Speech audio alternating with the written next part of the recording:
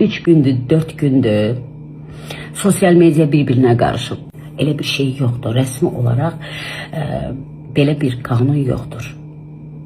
Bəli, dostlar, əgər rəsmi olaraq bu açıqlanarsa, boynumuz qıldan incədir.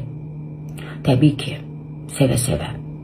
Qaldı da o bəzi musiqiçilər, bəzi müğənnilər barmaq sallayaraq öz mədəniyyətini göstəriblər, öz sevincini aşırı dərəcədə bildiriblər ki, filan kəslər bayağı musiqiçilərdir, olmasalar daha yaxşı olar, filan fəsməkan. İnanın, o qədər qınayıram ki, hamımız buradan çörək qazanırıq, dostlar. Lazım deyil belə bir şeylərə sevinmək. Qaldı da o bəzi müğənnilər var, özlərini yuxarı səviyyədə görüb bizi aşağı səviyyədə görənlərə təklifim var. Gəlin canlı performans göstərək, hansı janrı desə.